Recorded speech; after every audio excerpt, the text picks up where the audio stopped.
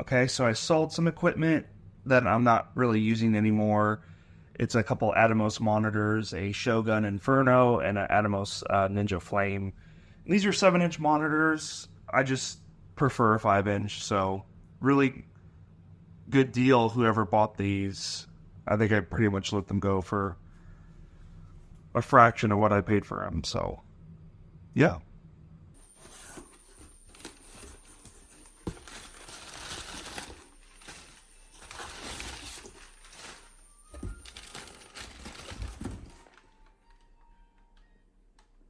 I have a shoot this week, and we need to be mobile and battery operated. Cameras, lights, everything has to be battery operated. So I'm busting out my old Astra panels. These are 1x1 LED panels that are bicolor. And the reason I'm using these as opposed to some of my other lights is because the power draw on them are so good. I'm just using these gold mount batteries, and they will power the light for about an hour and a half at full intensity, full power. I'll get about an hour and a half off of one battery. So I have about 12 batteries, so I should be good. I have 2 lights, 12 batteries, so it should be enough to get me through the day. And then as a worst case scenario, I'll just bring a generator or something like that, just in case I get into a pinch and need to plug in. But yeah, I think these are going to work really great. You can definitely use these outside. I've seen lots of people use them in like the broadcast news world. They have these little intensifiers. I'm not sure if you can see them, but they throw the light extremely far for a 1x1 panel. Not like for now level, but it does throw the light quite a bit. You do get good coverage and a good amount of throw. And it's also bicolor. So they do have just a daylight version, and those would be perfect for outside.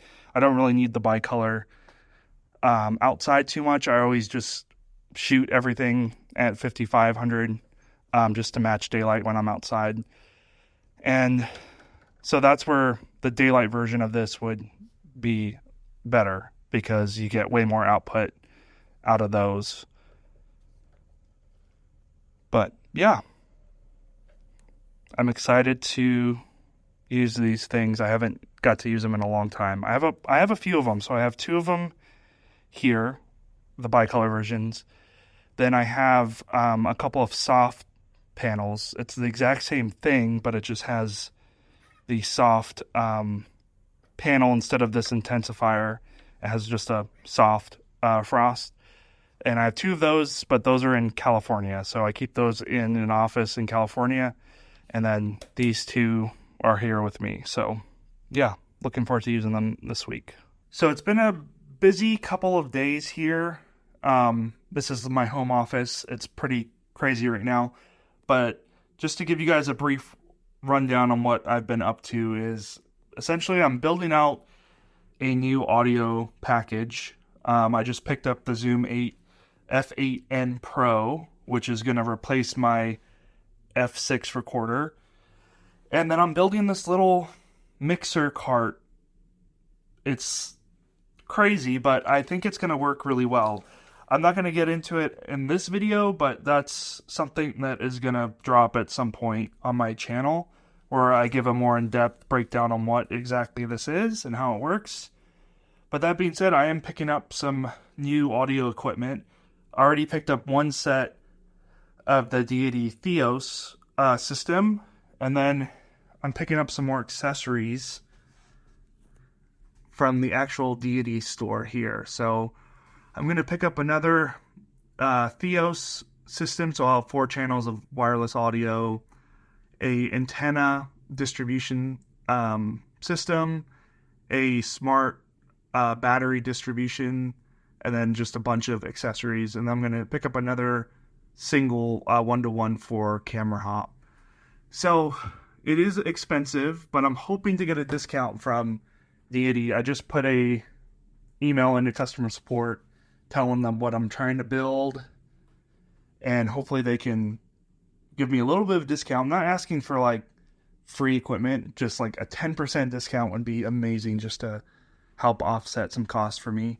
So I am selling some FS5s finally. I have 7 of them and I don't need all 7. So I'm going to sell off a couple of those. I've already sold 2 of them. And then I'm looking to pick up a Sony FX9. And I know this is very similar to Tommy's video where he picked up an FX9 recently. And honestly, I've had my eye on this camera for a number of years, but it's always been a little bit out of my price range, and I just didn't realize that they've come down in price so much. So for $7,500, you get all of that plus the lens, which I think is a really good deal. So I'm thinking about picking up one of these. I've talked to Tommy, and he gave me his reason for going with the FX9 versus FX6, and I feel like it's right on par for the reason why I would pick up a FX9 versus FX6. So hopefully I can get this one, or if not, a similar package.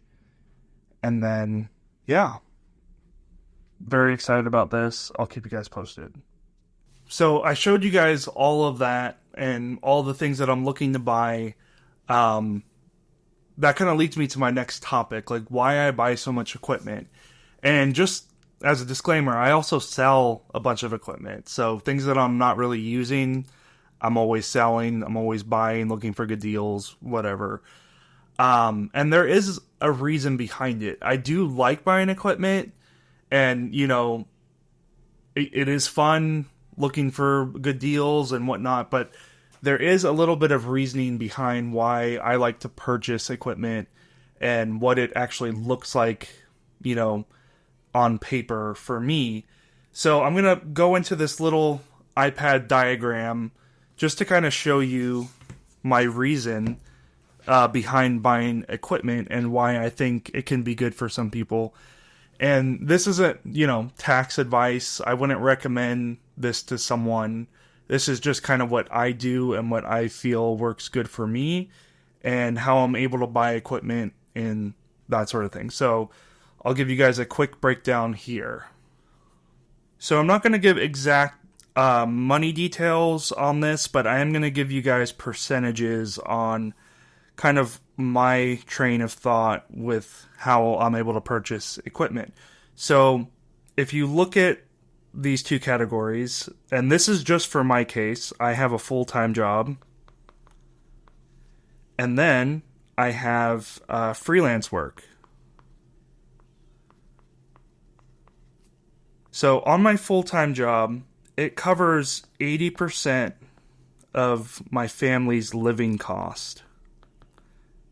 And when I say living cost, I mean like mortgage, car, bills, whatever. That full-time job covers about 80% of my living. So I have to rely a little bit on my freelance work. So 20% of my freelance work goes to the rest of my living costs. And now my wife stays at home, so I am the sole provider for our family. We have 2 boys, house, cars, all that. So all that is covered from my full-time employment and my freelance work, if you look at it this way. And then with the other 100% of my freelance work goes towards, let's say 30% goes towards saving / paying off debt.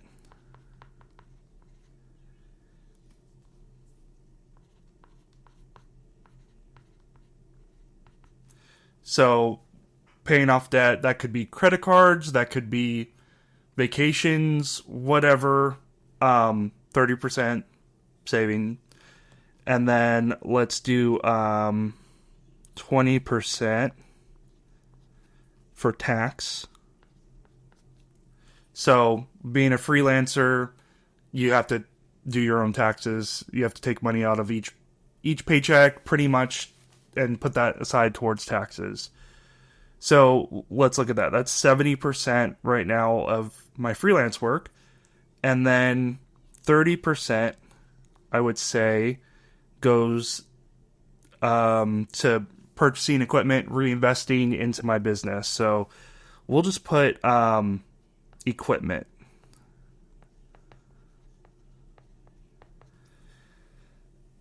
/ reinvest.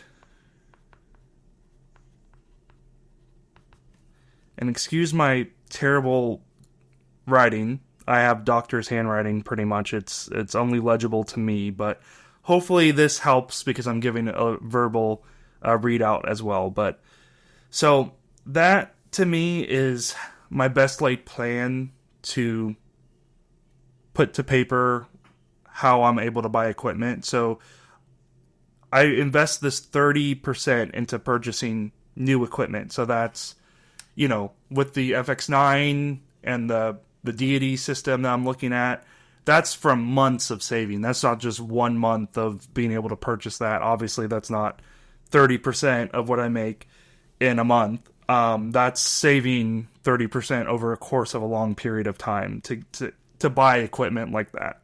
So if you look at it like that, that's how I split it up. Okay, so just to give you a little background on the differences for me for full-time and freelance work and what classifies freelance work. For me, freelance work looks like editing, day rates, also rentals. So for editing, for example, I did a travel show for 3 years where I was an editor. They would send me a bunch of hard drives of footage, and then I would have to put together these shows. And for me, that would look like I would edit anywhere between 12 p.m. and 12 a.m. Sorry, 10 p.m. to 12 a.m. I would get a lot of editing done within that, and that to me was a freelance gig. It was outside of my full-time job, and I could get that done. Day rates, that is, a DP, gaffer, whatever, audio, one-man band, that is a day rate.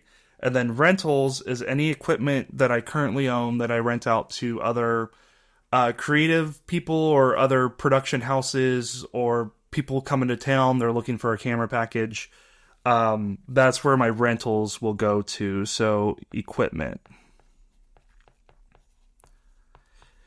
And even these two kind of run simultaneous as well. So if I get hired on as a gaffer and they want a 1 ton, I have a 1 ton and I rent out that equipment, my van plus me. So that's kind of where that overlays a little bit. But I also do have people that just want equipment. They'll come pick it up for me, and then, that's another revenue of freelance work. And then my full-time job, that consists of more marketing, sales, and production. Now, the creative agency that I work with is very small. There's only a handful of employees, and they can't justify just having a production person, head of production. We don't have enough work production-wise to justify having that be my sole position. So I do a lot of marketing and sales and production. I wear lots of hats, if we can just put it like that. It's not just one job. It's kind of like a little bit of everything. So that's kind of my position over there. And honestly, someone might ask, why do you do both? Why do you do full-time? Why do you do freelance? Like, it's only a 20% difference, with my full-time gig.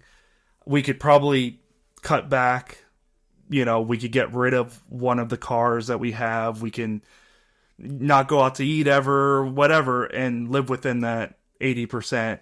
And make that just, call it quits. I don't do any freelance work, whatever. It's just straight full-time job, and then we can live off of that. Well, my whole thought behind doing both is I know ultimately in 10 years, I see myself doing more of this freelance work. I find it more satisfying and more long term of where I see myself. So I'm trying to get that started on the side hustle in conjunction with my full-time job. So if I just put all my eggs into my full-time job, I would never build up my own network. I would never have my own client base. I would never have equipment. It would just be solely full-time work, 9 to 5, come home, whatever. But to me, I like having a plan B, just in case anything happens with my full-time job. You know, I've been there for over 12 years now, so it's been a long time, and they've provided for me and my family, and super grateful for that. But if, you know, the owner decides he doesn't want to do this anymore, lays everyone off, I want to make sure I have a plan B and have a way to provide for my family that's not all tied into my full-time job.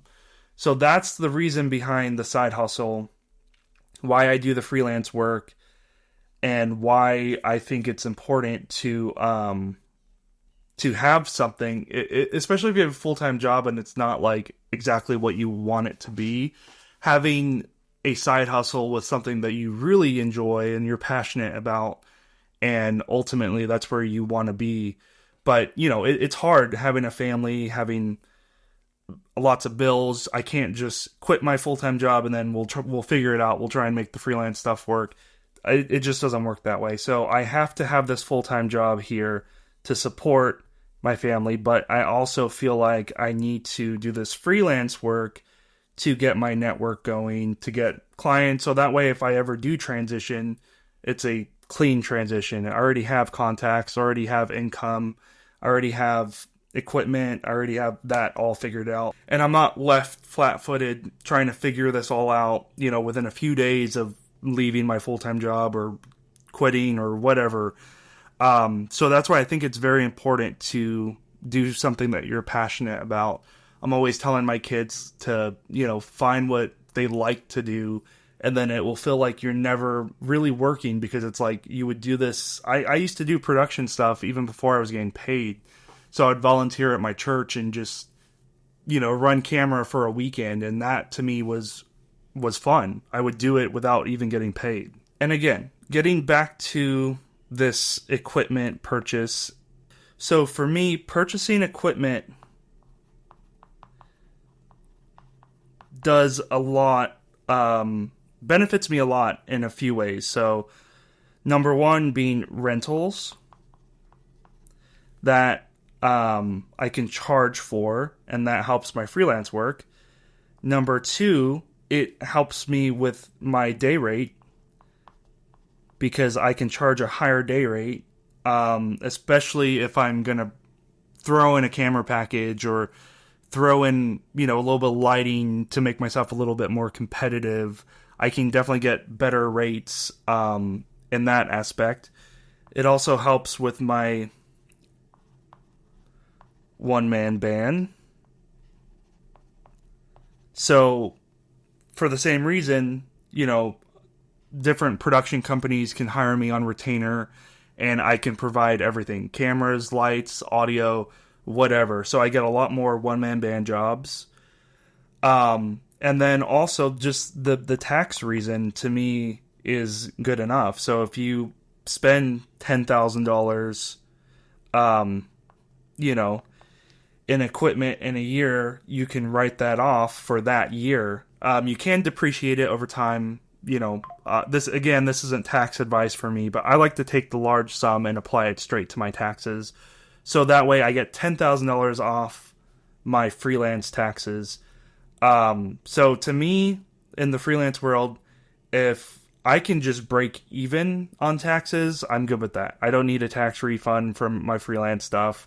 I'm good with just breaking even, putting aside money for that, or paying quarterly, or just buying enough equipment to where it kind of cancels out a lot of the freelance work. To me, that's a good reason to purchase equipment. So if you have the mindset of, you know, you're a DP and you don't have a camera package, then you obviously rent a camera package to do your job from someone like me, someone that does have equipment. So this DP will never have the benefits of owning a piece of gear and renting back to production a camera package as well as their DP rate. And they'll never be able to rent out to other people, and they'll never be able to have tax benefits from purchasing an expensive camera. And also just the hassle of going to a rental facility to go prep a camera and pick up a camera, and hopefully it's gonna work, and you know what I mean. That just getting rid of that hassle of having to go somewhere to pick up equipment is, to me, worth it alone. On my full-time job, the first couple years when I lived in California, I was driving to LA there and back once a week to pick up a C100. And to me, that was just ridiculous. The company is located in Southern Orange County, so it was a 2-hour drive there and two-hour drive back. So that's 4 hours in a car the day before production to pick up a C100, and then the day after production, drop off the C100. So that was 8 hours in a car just going to pick up this one camera. It came with a lens and sticks, but eventually I did this probably 100 times and was just way over it. So I ended up buying a C100, the exact same package, C100, Manfrotto sticks, memory, shotgun mic, batteries, bought the same package. I think at the time I probably spent about $10,000. And then I just went over to my boss and I'm like, hey, instead of going to this production house, you can just rent from me. I'll cut you the same deal. I'll give you $50 off. So you're saving money and I'm making money. And that way I don't have to drive to LA there and back. And you don't have to pay me to be in the car for 8 hours a week to pick up a C100.